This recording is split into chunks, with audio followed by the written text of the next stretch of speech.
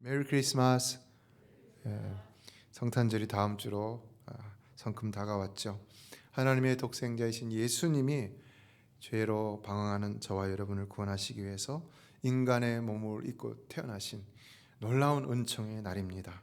이 날은 우리 모두에게 그 어떤 날보다도 가장 기쁘고 감사한 날이 되어야 할 줄로 믿습니다. 예수님은 어둠에 갇혀 길도 모르고 살던 우리에게 참된 빛으로 오셔서 정말 참된 인생의 길이 무엇인지를 보여주셨습니다. 그래서 우리에게 새 생명을 허락하여 주시고 새로운 소망 가운데 살아가게 하셨습니다.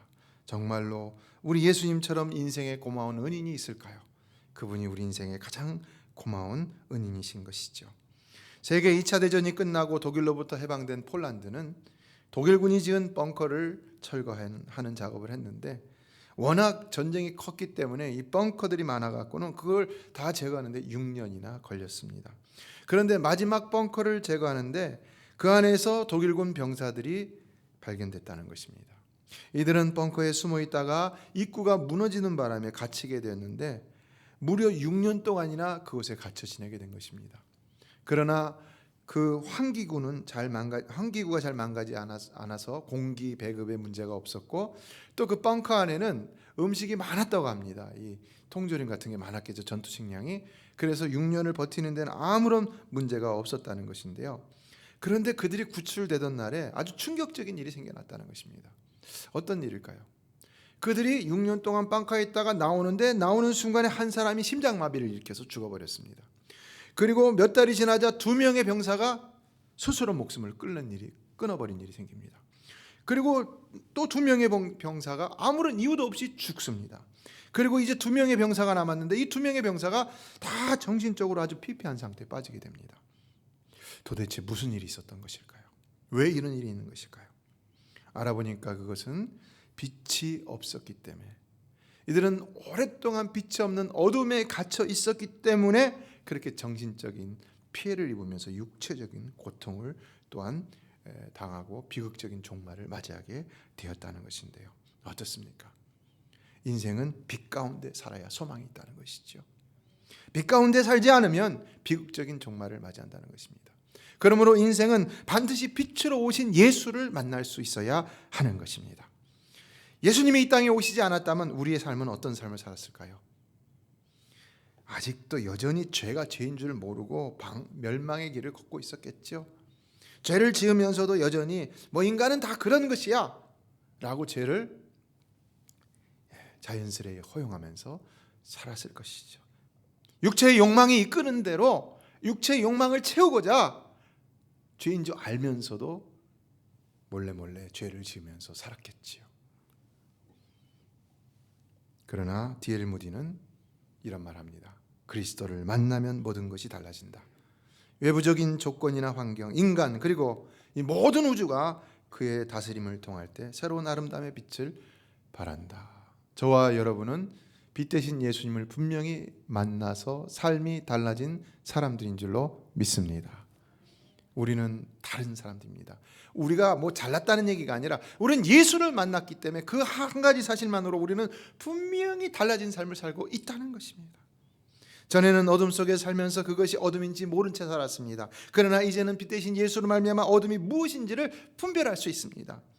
그래서 이제는 어둠의 삶을 버리려 합니다. 그래서 이제는 생명의 길을 가고 있는데 아직도 연약하여 어둠의 길로 빠질 때가 있지만은 이걸 분별할 수 있기 때문에 깨닫고 빨리 돌이켜서 회개하여 빛으로 나아가는 삶을 살고 있다는 겁니다. 이 종교개혁자 마틴 루터는 이런 말합니다. 그리스도는 하나님의 형상이요, 생명이 없는 형상이 아니라 모든 선함이 가득한 빛을 발하는 신성에 살아있는 본질이다.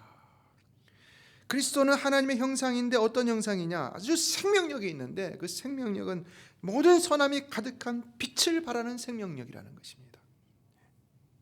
이에 요한복음 3장 21절은 진리를 따르는 자는 빛으로 오나니 이는 그 행위가 하나님 안에서 행한 것임을 나타내려 함이니라. 빛된 삶, 그리스도인의 삶은 빛된 삶이라는 것입니다. 이제는 더 이상 어둠에 사로잡히는 삶이 아니라는 것입니다. 이제는 빛 대신 예수로 인해서 완전히 달라진 빛의 삶을 살고 있다는 겁니다. 그러므로 오늘 우리는 성탄주의를 앞두고 드리는 오늘 대강절 네 번째 주일을 맞아서 어둠에 사로잡혀 있던 우리를 위해서 빛으로 오신 주님께 진심으로 감사하는 마음을 가지고 예배할 수 있어야 하는 것입니다. 예, 오늘은 이 빛과 관련하여서 오늘 본문이 우리에게 주는 몇 가지를 살펴보며 은혜를 나누고자 하는데요. 첫째는 5절입니다. 이렇게 말합니다. 5절을 다 같이 읽어보겠습니다. 시작. 우리가 그에게서 듣고 너에게 전하는 소식은 이것이니 곧 하나님은 빛이시라. 그에게는 어두움이 조금도 없으시다는 것이니라. 왜 우리가 빛 가운데로 행해야 될까? 또 빛 가운데로 행한다는 것이 무엇일까? 이것을 가르쳐주고 있습니다. 그렇다면 왜 우리가 빛 가운데로 행해야 된다는 것일까? 그것은 우리가 믿는 하나님이 빛이기 때문이라는 것입니다. 요한은 이것을 예수님께 들었다고 했어요. 자, 그렇다면 여기서 하나님 빛이라는 말은 어떤 의미일까요? 여기서는 빛이라는 단어를 살펴볼 필요가 있는데, 이 빛이라는 단어는 헬라어로 포스라는 영어 알파벳으로 말하면 POS, 포스라는 단어를 알 수 있습니다. 포스와 force 뭐 이렇게 좀 비슷하죠. 이거는 하나님의 신성과 본질적인 속성을 나타내는 단어인데, 특히 하나님의 위대하신 위엄과 영광을 나타낸다고 할 수가 있습니다. 하나님이 얼마나 위대하십니까? 하나님이 얼마나 영광스러운 분이십니까? 우리가 말로 표현하기 힘든 것이죠. 그 하나님이 빛이다. 그걸 다른 말로 빛이다 이렇게 표현할 수 있다는 것인데, 성경에서 하나님을 빛으로 이렇게 표현할 때는요, 항상 무엇보다도 그분의 거룩함이 강조되고 있는 것을 볼 수 있습니다. 그렇다면 거룩함은 무엇인가? 문자적으로 거룩함은 구별됨이라고 할 수 있습니다. 하나님은 모든 피조물과는 구별된 전능자로서 오직 그분만의 고유한 영역이 있으십니다. 그렇죠? 바로 그것이 거룩함이고 그가 그의 빛이라는 것입니다. 빛이라는 거예요. 그래서 사도 바울은 디모데후서 6장 16절에서 하나님은 사람이 가까이 가지 못할 빛에 거하신다 이렇게 말하고 있습니다. 그에게는 어둠이 조금도 없으시다. 하나님의 영역에는 하나님의 빛이 비추고 있기 때문에 빛이 아닌 어둠은 조금도 그 하나님의 영역에 접근조차 할 수가 없다는 것이죠. 그래서 인간, 어둠에 사로잡힌 인생들은 하나님을 보면 어떻게 됩니까? 죽는다고 성경이 말씀하고 있는 것이죠. 사실 빛이 오면 어둠은 죽게 되어 있는 것이죠. 사라지는 것이죠. 그렇다면 어둠은 무엇일까? 어둠은 무엇일까? 6절은 말합니다. 읽어보겠습니다. 시작. 만일 우리가 하나님과 사귐이 있다 하고 어둠에 행하면 거짓말을 하고 진리를 행하지 아니하거니와. 어둠은 거짓되고 진리를 행하지 않는 죄의 영역이라는 거죠. 악한 영역을 얘기한다는 것이죠. 하나님은 그런 악한 영역이 없죠. 오직 선한 빛으로 가득하다고 그랬잖아요. 어둠은 바로 그와 정반대되는 죄의 영역을 얘기하는 것입니다. 그러므로 우리가 빛의 영역에 들어가려 한다면 어떻게 되는가? 이 어둠의 영역을 벗어나야 된다는 거죠. 그래서 에베소서 5장 8절로 14절은 빛의 자녀들이 해야 할 일을 얘기했는데, 항상 착함과 의로움과 진실함의 빛의 열매를 맺어야 된다고 그랬고요. 그리고 열매 없는 어둠의 일에 참여해서는 안 된다라고 우리에게 가르쳐주고 있습니다. 우리가 빛 대신 주님의 영역 안에 들어가고자 한다면 절대로 어둠의 일을 해서는 안 된다는 것이고요. 우리는 항상 주님께 빛을 받는 작은 빛. 우리는 발광체가 아니지요. 누가 발광체입니까? 예수님, 하나님만이 발광체입니다. 우리는 그 발광체의 빛을 리플렉션하는 사람들입니다. 반사하는 거예요. 여러분, 달이 발광체입니까? 아니죠. 달은 근데 빛이 납니까? 안 납니까? 빛이 나죠. 그래서 저녁에 환하게 빛이 나서 좀 그래도 뭐 아주 밝지는 않지만 빛을 냅니다. 우리가 그런 존재들이라는 겁니다. 하나님 마치 태양과 같은 존재예요. 스스로 빛을 내는 존재예요. 예, 우리가 정말로 이 하나님의 사람들이라면 이와 같이 그리스도의 하나님의 빛을 받아서 그것을 반사해서 세상에 비출 수 있는 이런 작은 빛의 존재가 되어야 한다는 것입니다. 이에 우리는 착함과 의로움과 진실함으로 이 거룩한 빛의 영역에 속한 자들로서 살아가야 한다는 것인데, 그러므로 하나님께 있어서 구체적으로 거룩함이란 무엇인가? 이거는 도덕적으로 영적으로 절대적인 완전함, 순전함을 말한다고 할 수 있습니다. 하나님은 절대자이십니다. 네, 아주 완전한 자이십니다. 그리고 모든 좋은 것은 하나님께 다 있습니다. 모든 올바른 것은 다 하나님께 있습니다. 이게 하나님이십니다. 그런데 이런 거룩함을 빛으로 표현했다는 것은 바로 그 거룩함이 그냥 거룩함이 아니라 상당히 파워풀한 영향력이라는 거예요. 빛은 영향력이잖아요. 그렇죠? 따라서 그 빛을 받아 하나님과 교제하는 사람이라면 마땅히 우리도 그 빛을 나타낼 수 있어야 된다. 아까 말씀을 드렸죠. 그래서 어둠에 행하며 거짓말을 하거나 진리를 거슬려서 죄를 짓는 일이 있어서는 안 된다. 부족할 수는 있지만 우리 빛이 희미할 수는 있지만 그러나 하나님의 빛의 그 놀라운 파워풀한 영향력 때문에 우리는 늘 조그만 빛이라도 내야 되는 것이고 또 그 빛을 더 반사하기 위해서 우리를 더 깨끗이 하고 거울을 닦듯이 깨끗이 반사하기 위해서 항상 우리를 정결하게 하고 깨끗이 함으로 그 빛을 드러낼 수 있어야 한다는 것입니다. 이게 성도라는 겁니다. 이것을 우리는 다른 말로 성화라고 얘기하는데요. sanctification입니다. 성화는 무엇을 통해서 이루어지는 것입니까? 성화는 거룩해져 가는 것이지만은 성화는 성령을 통해서 이루어지는 것이죠. 하나님은 우리를 구원하실 때 두 가지 중요한 것을 주셨습니다. 하나는 믿음의 고백입니다. 이것을 우리는 칭의 justification이라고 얘기합니다. 이것도 역시 성령을 통해서 이루어집니다. 누구든지 성령으로 말미암지 않고는 예수를 주라 할 수 없다고 했기 때문에 그렇습니다. 그러나 우리 입술로 예수는 나의 주님이십니다 라고 말하는 이것이 구원의 증표이고, 그러나 그것만으로 족한 것이 아니라 또 하나의 큰 기둥은 뭐냐? sanctification, 성화입니다. 날마다 우리 안에 주신 그 성령으로 말미암아 거룩함에 이르는 열매들을 맺어가며 하나님을 닮아가는 이런 모습, 닮아가고자 하는 노력하는 모습, 이것 때문에 고민하고 걱정하고 이것 때문에 스트러글하고 이것 때문에 기뻐하고 즐거워하고 이것 때문에 인생의 모든 사활을 걸 수 있는 이런 모습이 우리에게 필요하다는 것입니다. 여러분에게는 이런 모습들이 다 있는 줄로 믿습니다. 이런 모습이 있는 사람이 진짜 성도인 것이죠. 그래서 갈라디아서 5장 16절은 내가 이르노니 너희는 성령을 따라 행하라 그리하면 육체의 욕심을 이루지 아니하라 그랬어요. 하나님 우리에게 주신 과제는 그거예요. 오직 성령을 따라 행하라는 거예요. 성령 이미 주셨으니까 따라 행하기만 하면 된다는 겁니다. 어렵습니까?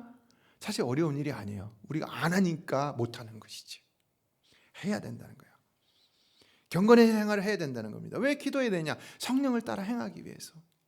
내가 하는 게 아니라 성령이 하는 것인데 내가 성령을 따라 행하기만 하면 성령이 나를 거룩한 삶으로 인도한다는 거예요. 그러니까 하면 되는 거예요. 근데 경건 생활에 게을러요. 그렇죠? 그게 문제죠. 로마서 8장 5절은 육신의 생각은 사망이요 영의 생각은 생명과 평안이라 그랬어요.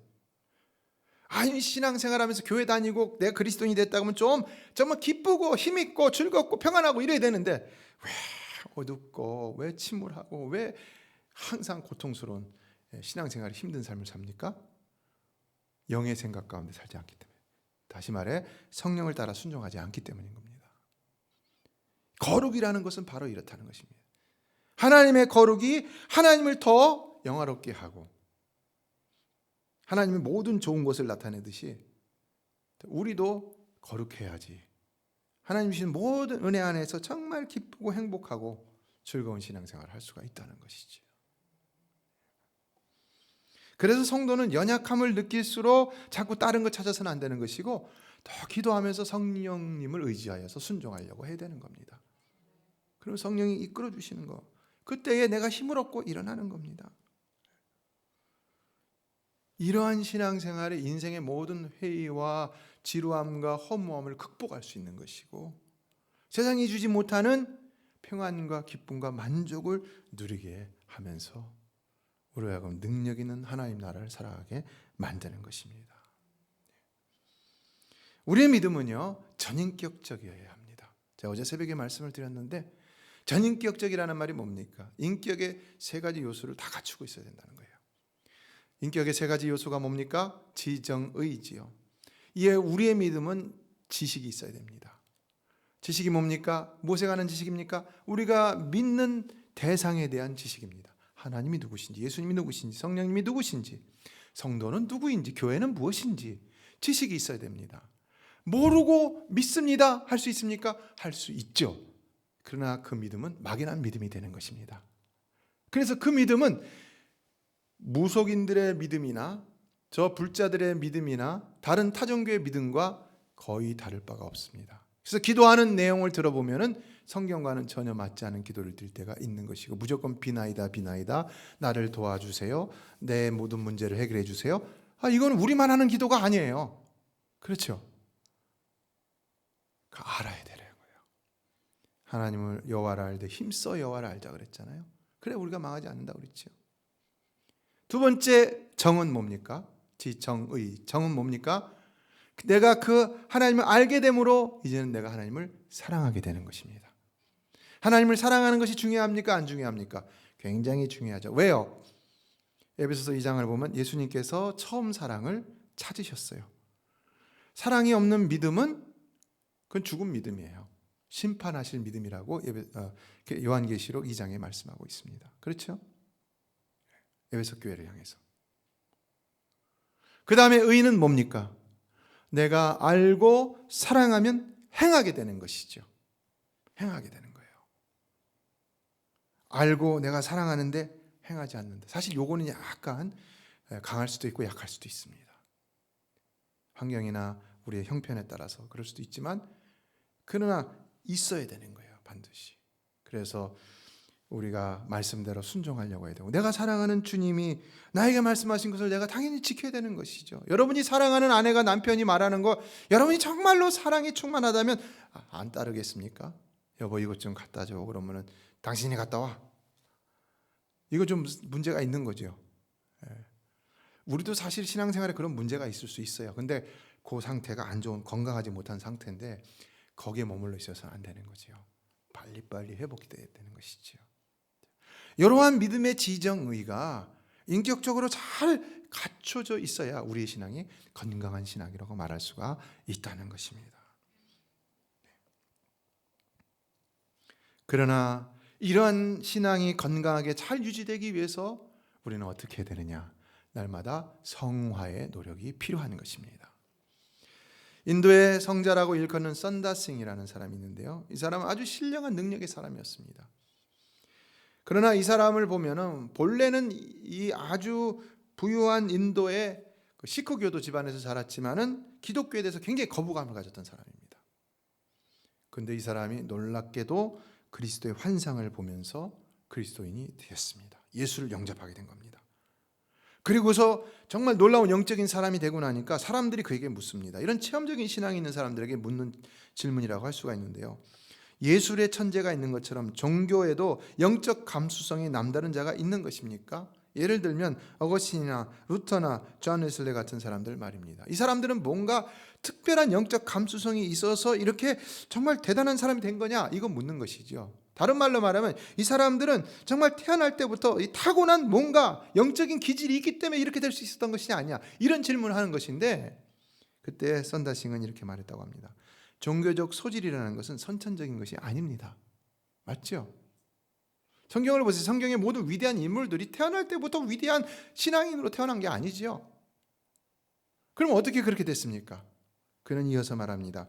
어거스틴 같은 사람은 영혼의 수용력을 더 잘 발달시킨 사람입니다. 발달, 이 단어를 주의해야 되죠. 그러니까 우리가 정말로 위대한 신앙인이 되고자 한다면 그만큼 노력해야 된다는 겁니다. 그만큼 말씀으로, 기도로 훈련해야 된다는 것입니다. 위대한 믿음의 선조들 치고 열심히 경건생활하는 사람들이 없습니다. 하나도 없습니다. 존 웨슬리는 매일 하루에 적어도 2번씩 기도했는데 이 사람은 기도하고 나면은 얼굴이 밝아집니다. 예수님은요 어떻게 하십니까? 예수님은 본래 거룩한 분이고 누구도 비난할 수 없는 이런 완전하신 분이시죠. 그런데도 그분이 그의 생전에 매일 새벽 기도를 드리시고 또 밤을 새워서 기도하는 이런 모습을 보여주셨는데 왜 그랬겠습니까? 우리에게 그렇게 하라고 한 것이죠. 바울도 아라비아에 가서 3년이나 기도하고 사역을 시작했습니다. 야고보는 그의 무릎이 낙타 무릎까지 될 정도로 아주 항상 기도하는 자였다라고 전해지고 있습니다. 뭘 얘기해 주고 있습니까? 성화라는 것은 단번에 이루어지는 것이 아니라는 거죠. 그럼 매일 한 걸음 한 걸음 자기에게 맡긴 십자가를 짊어지고 다 기도하면서 말씀 가운데서 성령께 순종하며 빛 대신 주님을 닮아가려고 노력하는 가운데 이루어진다는 것이죠. 언제까지 이렇게 되겠습니까? 죽을 때까지. 죽을 때까지.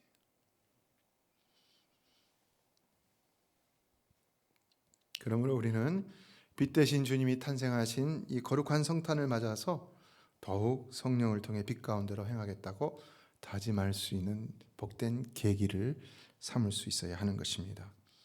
그러면 예수님의 탄생이 더 감사하고 기쁜 날이 되는 것입니다. 참된 성탄의 기쁨은 참된 성탄의 의미를 지킬 수 있는 자만이 누릴 수 있는 특권인 것입니다.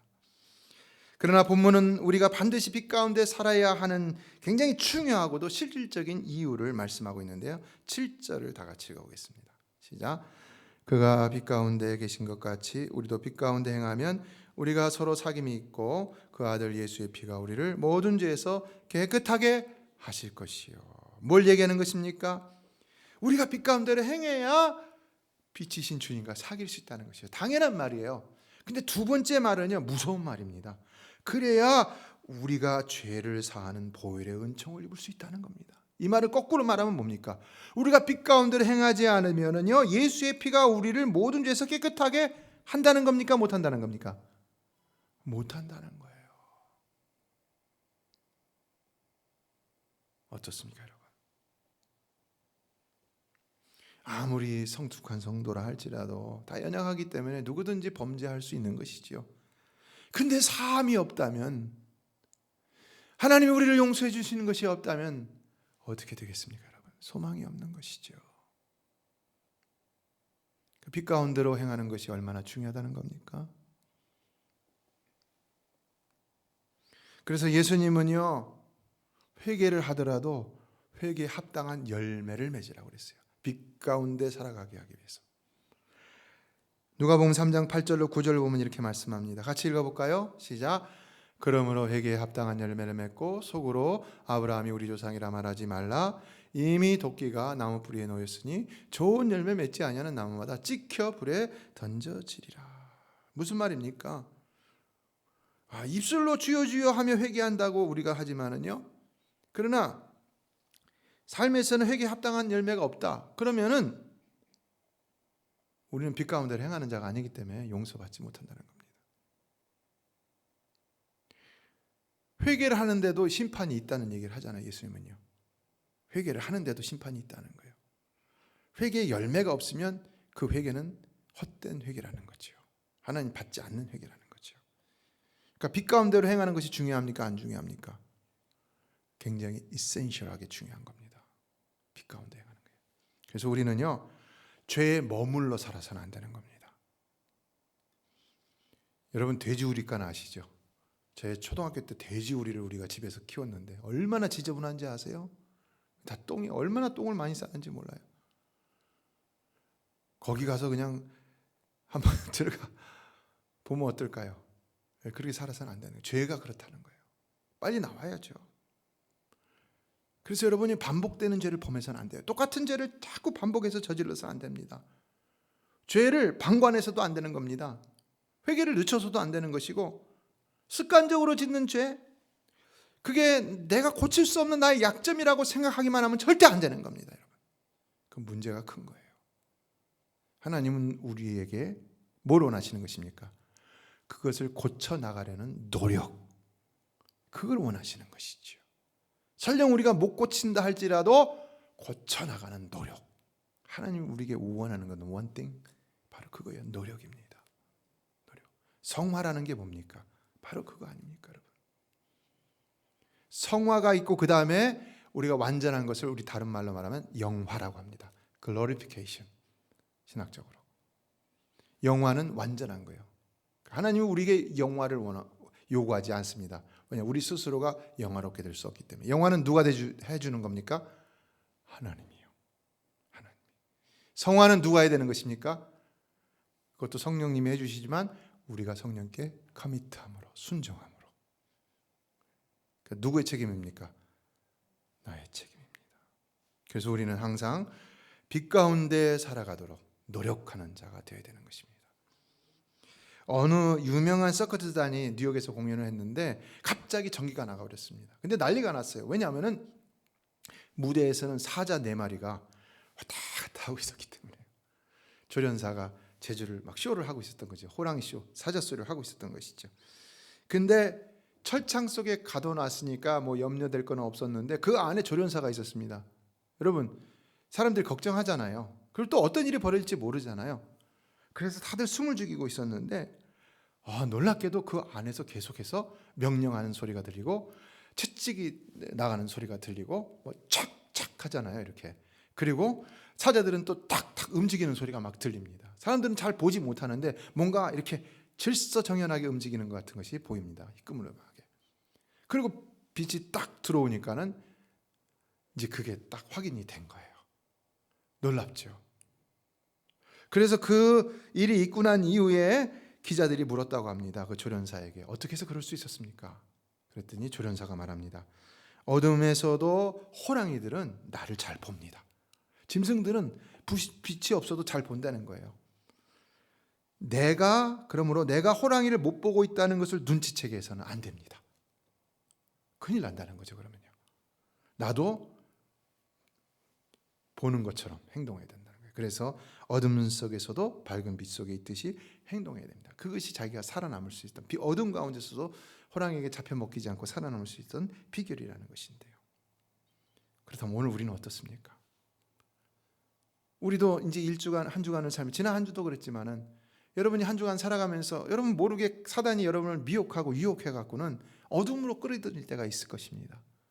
근데 내가 여기 왜 왔지? 즐기자, 먹자 이러지 말라는 거예요. 거기서도 정신 똑바로 차리라는 거예요. 호랑이의 굴에 들어가도 뭐만 똑바로 차리면 산다고요? 정신만 똑바로 차리면 산다는 거예요. 그러나 그래야 우리도 주님과 사귐이 있고 예수의 피가 우리를 모든 죄에서 깨끗하게 하시는 사죄의 은총을 항상 연약함 중에도 누리며 살 수가 있다는 것입니다. 이와 같은 놀라운 은혜를 위해서 예수님이 참된 빛으로 이 땅에 오신 것입니다. 그러므로 우리는 이 빛의 은혜만 받고 죄는 제대로 짓는 이런 어리석은 신앙생활에서는 안 되는 것입니다. 오늘 성탄절을 맞이하기에 준비하는 우리는 따라서 결코 세상 사람들처럼 세상이 막 시끌벅적하고 뭐 선물 파티 먹방 준비한다고 우리도 그렇게 해서는 안 되는 겁니다. 우리는 더 그리스도께 포커스를 맞추고 그리스도께서 우리에게 원하시는 것이 무엇인지를 더 고민하고, 그래서 참으로 그리스도의 빛을 발할 수 있는 이런 거룩한 성탄절을 만들어낼 수 있어야 할 줄로 믿습니다. 세상이 성탄을 더럽힌다고 세상을 욕할 것이 아닙니다. 왜냐하면 세상은 원래 그래요. 문제는 우리 그리스도인들이라는 것이죠. 이에 오늘날 성탄절의 가장 큰 문제는 프로그램이 없다는 것이 아닙니다. 그것은 성탄절의 거룩함을 상실한 것입니다. 그러므로 우리는 성탄을 맞아서 이처럼 상실된 성탄절의 거룩함을 회복하기 위해 노력해야 합니다. 그럴 때 비로소 성탄의 거룩한 빛을 교회가, 성도가 바라며 어두운 세상을 밝게 비출 수가 있는 것입니다. 말씀을 맺습니다. 미국 기독교 출판협회에서 골드 메달리언 어워즈라는 이 상을 만들었는데 이걸 4번이나 수상한 유명한 기독교 작가가 있습니다. 조시 맥도웰이라는 사람인데 이 사람이 저술한 책이 무려 110권 이상이 되고요. 그리고 누가 예수를 종교라고 하느냐라는 이 책은 무려 전 세계적으로 1,500만 부나 팔렸습니다. 굉장히 많이 팔렸죠. 그런데 이렇게 위대한 그리스도인이 본래는 크리스찬이 아니었다는 겁니다. 본래는 그리스도인이 된다는 것은 행복과 자유를 포기하는 것이다, 이렇게 생각을 했고요. 또 그리스도인이 된다는 것은 자신의 즐거운 시간들을 망쳐버리는 지름길이다. 아니, 예배드리는 시간에 자기 즐겁게 딴짓하고 있지 뭐하러 예배드리냐, 그렇게 생각했던 사람이었습니다. 그래서 그리스도인이 되면 내 자존심이 무너지는 것이다, 이렇게 생각을 했던 사람이라는 것인데요.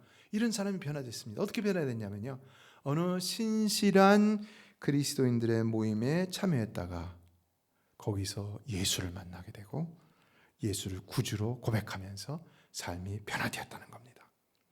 그래서 마음에 평안과 기쁨이 찾아오고 용서가 되더라는 겁니다. 어릴 때 성적으로 괴롭혔던 사람이 있었다고 하는데 용서가 되고, 또 알코올 중독자인 아버지를 용서했다고 합니다.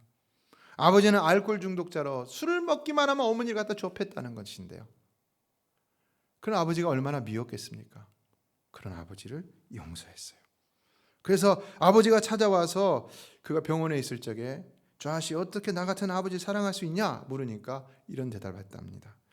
아버지 얼마 전만 하더라도 전 아버지를 매우 미워했어요. 그런데 예수님을 영접한 후에 삶이 변했어요. 아버지의 지금 있는 모습 그대로를 사랑해요. Daddy, I love you. 그때 기적이 일어났다는 것인데요. 어떤 기적이 일어났을까요? 그 알코올 중독자 아버지가 예수 그리스도를 영접하고, 그래서 이제는 술을 완전히 끊어버리고 새 사람이 되었다는 겁니다. 할렐루야. 우리 교회도 이런 역사가 일어나는 교회가 되기를 주의 이름으로 축원합니다.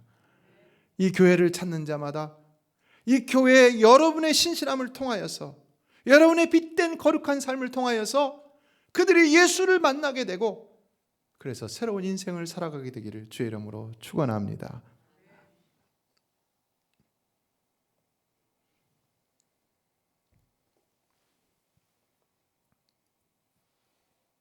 참된 기적, 우리가 기대하는 기적, 참된 기적은 무엇이라고 생각합니까? 예수 믿고 나 같은 죄인이 변화되었다는 것이고, 우리가 또 기대해야 될 기적은 바로 나같이 또 다른 사람도 예수 믿고 변화되기를 원하는 마음이어야 되는 것이죠. 오늘 우리는 이 예수가 얼마나 고맙고 감사하고 귀한 분인지를 다시 한번 생각하며, 우리가 성탄의 기쁨도 넘쳐야 되겠지만 그러나 감사가 더 넘쳐야 할 것입니다.